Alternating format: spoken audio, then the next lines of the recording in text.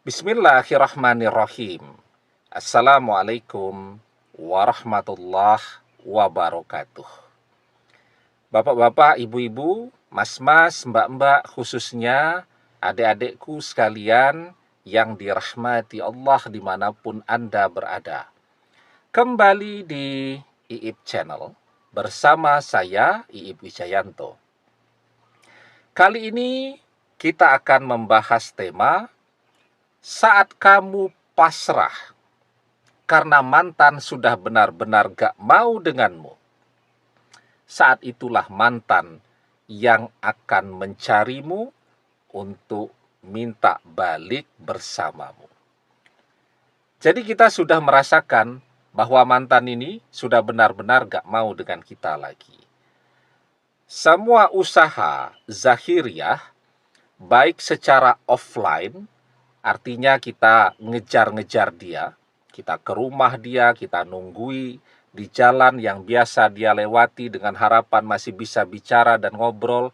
Ternyata sudah berjam-jam kita tunggu, begitu dia lewat, dia cuma melewati kita begitu saja, pura-pura seakan-akan tidak pernah kenal dengan kita. Oke. Kemudian kita juga nunggui di tempat kerjanya, datang ke kampusnya, dan seterusnya. Mantan selalu menghindar sejauh-jauhnya dari kita. Ya. Jadi kalau mau ketemu kita itu mantan seperti orang yang ketakutan, lari ketakutan, dia menghindari kita. Seakan-akan kita ini serem banget, ya. Padahal kemarin-kemarin ya, setengah hari saja tidak ketemu, wah dia sudah marah-marah tuh. Nah, sekarang kalau mau ketemu dengan kita, dia akan lari ketakutan. Itu usaha secara offline. Usaha secara online juga sudah kita lakukan. Mulai dari beli nomor telepon baru. Begitu kita coba telepon, mendengar suara kita, langsung dia blokir nomor telepon kita yang baru. Kalau kita beli nomor telepon yang baru kan bisa dapat nomor WhatsApp yang baru. Sama juga, begitu kita coba chatting, dia tahu bahwa itu adalah akun WhatsApp kita. Apa yang terjadi? Dia blokir akun WhatsApp kita, ya. Kita coba mendekati teman-teman dan sahabat-sahabatnya, chatting kepada teman dan sahabat-sahabatnya mantan. Apa yang terjadi? 1-2 jam kemudian, bukannya mereka menjawab chatting kita, tapi justru mereka memblokir media sosial yang kita gunakan untuk chatting tadi. Kenapa 1-2 jam? Nah, biasanya ketika mereka dapat tuh, misal chatting WhatsApp dari kita, mereka tanya dulu tuh kepada mantan, ini gimana nih? Mantanmu chatting saya, apa yang harus saya jawab? Nah, apa kata mantan? Diblokir saja, ya, akun WhatsApp-nya, biar dia tidak bisa chatting lagi dan tidak mengganggu kamu. Jadi semua cara sudah kita lakukan agar bisa kembali bersama mantan, tetapi justru sebaliknya yang terjadi, mantan semakin menjauh, mantan semakin sulit untuk didapatkan, jangan didapatkan. Bahkan ketemu pun mungkin sekarang kita sudah tidak pernah dengan mantan. Sehingga kangennya itu luar biasa. Tapi kita sudah menyadari bahwa semua usaha zahiriah tadi secara offline ketemu langsung ataupun secara online dengan chatting media sosial, semuanya gagal. Ya. Nah, maka pada titik itu apa yang kemudian kita lakukan? Ada orang yang ketika merasa semua usahanya gagal, dia marah-marah. Ya. Misal cari tutorial ke berbagai media sosial, ada konten di YouTube, ya. Apa amalan agar mantan kembali? Kerjakan amalan ini. satu hari mantan kembali. Dia kerjakan sehari, mantannya tidak balik, padahal dia sudah mengerjakan amalannya seminggu. Apa yang dia lakukan? Dia komen tuh di konten tadi. Isinya marah-marah. Amalannya tidak mustajab. Amalannya tidak manjur. Dan seterusnya, dan seterusnya. Padahal kan amalan itu menjadi mustajab, ya sangat tergantung kepada orang yang mengamalkan.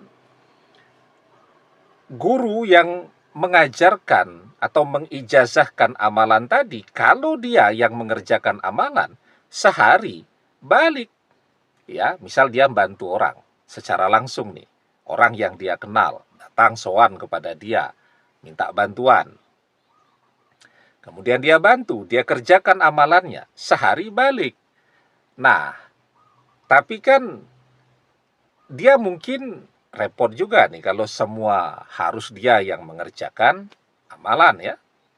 Apalagi kan tipe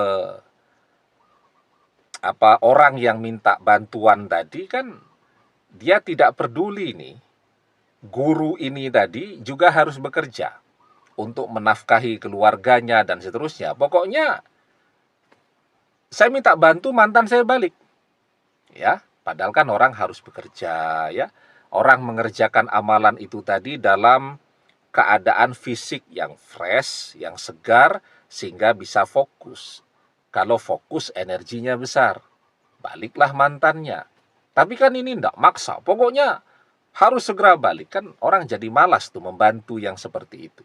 Sudahlah tidak ngasih apa-apa, mantannya balik dan pergi begitu saja kan. Nah, jadi tapi agar ilmu itu tetap bermanfaat, maka tetap dia ajarkan. Tapi diamalkan sendiri-sendiri. Nah, ketika diamalkan sendiri-sendiri, sudah tuh. Balik atau tidak itu sangat tergantung kepada kualitas orang masing-masing yang mengerjakan amalan tadi. Di video dulu, sudah lama tuh, saya pernah cerita. Ada dua orang bersahabat. Ya, sama-sama istrinya minggat. Kemudian mereka curhatlah berdua. Setelah itu mereka curhat ke teman yang lainnya, yang juga sudah punya pengalaman istrinya minggat, kemudian balik. Oleh teman ini, mereka diantarkan kepada guru tempat dia dulu minta bantuan. Nah, setelah curhat, sama dengan yang dilakukan kepada teman yang istrinya balik tadi. Diberikan sebuah amalan untuk diamalkan. Balik ke rumah, mulailah mereka mengerjakan amalan tadi. Apa yang terjadi? Yang satu, istrinya langsung tidak sampai seminggu balik sendiri. Yang satu, ya tidak ada kabar beritanya. Nah, sowan lagi kepada guru tadi. Ditanya sama guru tadi, kamu ketika mengerjakan amalan itu, apa yang kamu rasakan? Dia tanya kepada yang istrinya balik. Ya saya yakin bahwa dia mesti balik. Karena dia cinta dan dia butuh kepada saya.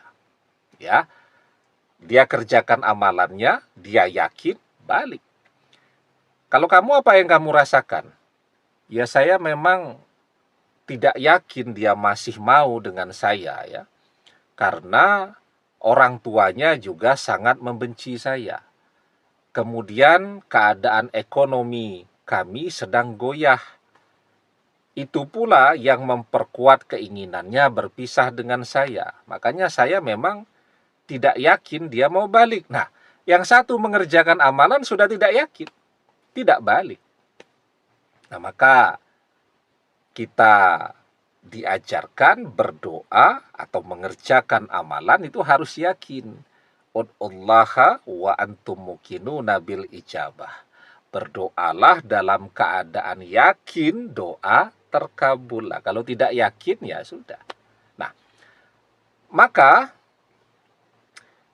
ketika kita marah-marah, ya hasilnya siapapun yang kita marahi itu tidak akan pernah membuat mantan kembali. Malah bisa jadi karena terlalu sering marah dia dapat kutukan. Orang yang jengkel melihat dia, mengutuk dia semua. tidak hanya kutukannya itu agar mantannya tidak balik, tapi kutukannya itu jangan sampai dia dapat jodoh lagi, jadi jomblo dia sampai lansia.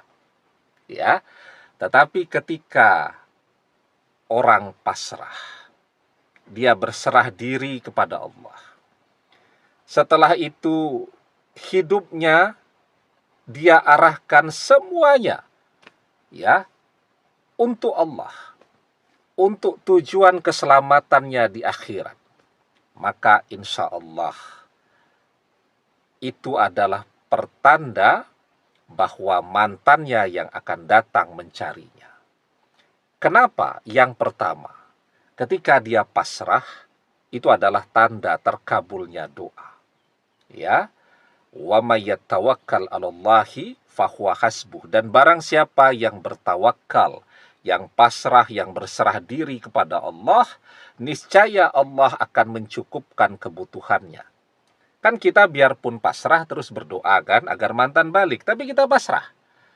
Nah, apa yang menjadi doa kita itulah kan kebutuhan-kebutuhan kita. Nah, ketika kita pasrah, Allah akan mencukupkan kebutuhan kita.